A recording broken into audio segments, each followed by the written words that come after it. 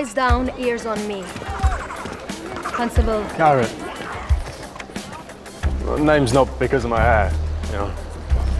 My body shape tapers down from my shoulders. What I'm going to tell you is more interesting and it'll keep you alive. The idea behind the look of the show and making it feel much more contemporary was to sort of infuse it with an energy, a feel and a design aesthetic that hadn't been seen before.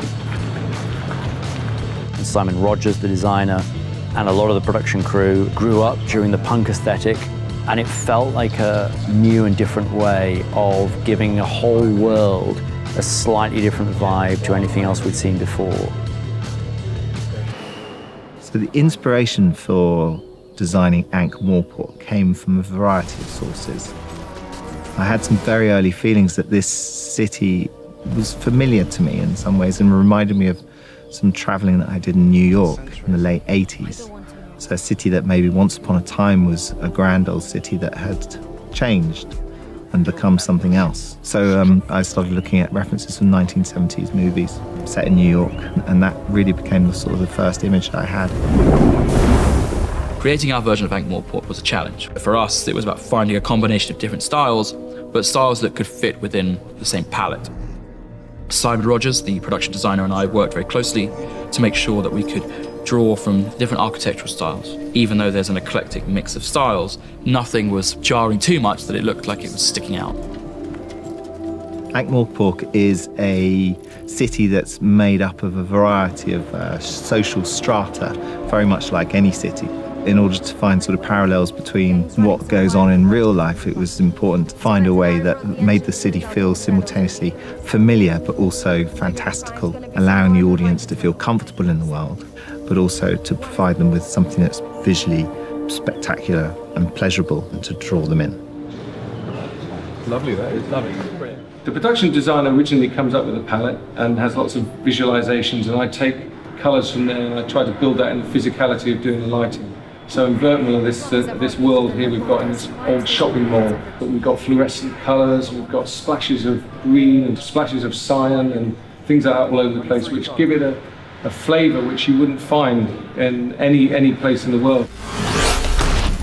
We worked together with Simon Rogers, the production designer, and the art department, and we took his original city maps of Ankh-Morpork and his production design artwork, and we started to put together some very simple basic models of what Ankh-Morpork would look like as a city. And then as we got into the process of working through the shots and the city extensions, it became evident that it kind of like, this was really cool. Could we make some neighbourhoods more dystopian, some neighbourhoods posher?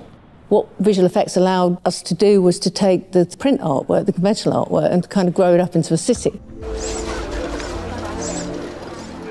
The Watch House is the police precinct building, and the main thing about it is that you should look at it and feel like you're in one of those police shows that we've all spent years growing up with. You should look at the Watch House and see it as a slightly left twist on that sort of space. The New York police precinct, which seemed to me to be the first image that landed for me, that allowed me to design the Watch House exterior and the interior as well. That's where it all started. It had to start there, really, because that was the sort of central character piece in terms of the architecture of the series.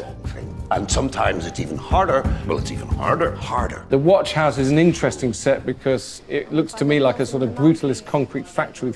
And although it's a police station, it's a vast police station with huge windows. So the visual opportunity of doing something great with these windows and this lovely texture on the walls has been absolutely fabulous. Flame retardant. What I've loved so much about this show is the way the production design and the costume and also the cinematography really sort of bolted together so well. It was really fun to do because we've got all these different guilds and we've got old shades and new shades and brutalist shades.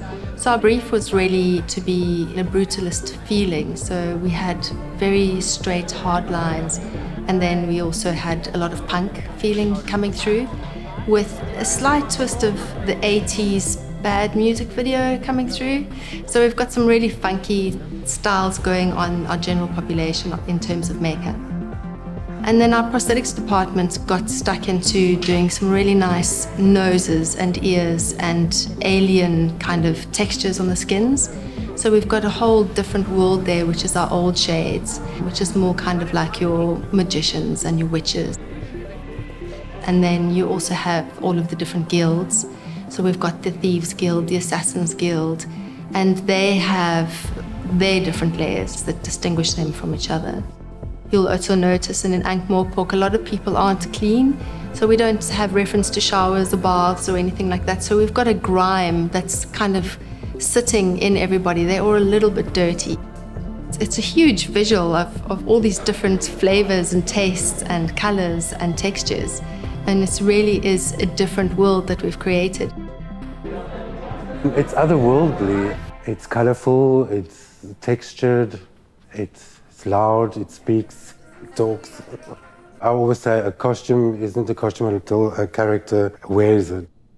The watch has got a uniform, but within the uniform, each one's got their own uniform. So like Angua will have her own interpretation of how she came about her uniform. We thought Vimes, he's the archive of the watch. He should have some distinctive coat. And we found this amazing fabric that after aging, it looks aged and broken down. The Henley became quite a featured clothing item in the whole Ankh-Morpork world. I've never had so many incredible costumes. They designed Sybil's costumes, and I basically wear something different and fabulous in every single scene, while everyone else just wears the watch uniform. And I wear different hair, and they're all just like huge and bombastic, and I'm having a great time. Iconographs. I think the spectacle of the show is what's really great about it, and it's what's going to get people to really invest in the colour and the life of it. Our city is a mashup of lots of different things. It's kind of punky, it's kind of new, it's kind of old. You have all these amazing things colliding and clashing to create an energy that I don't think you've ever seen before. A kind of architectural contrariness that speaks to the idea of restlessness, that speaks to the idea of not accepting constructs and categories and not accepting binaries and that things have to be a certain way. That speaks to a world in flux, a world that can change itself.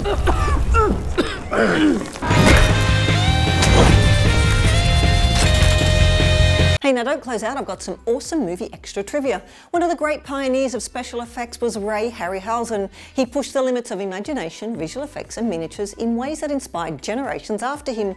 One of his most famous moments in film was a scene in Jason and the Argonauts, where the hero had a sword fight with 7 skeleton warriors. The scene was done with stop motion and took 4 months to complete. Now, do you like my shirt? You can get one for yourself in the shop section under the video.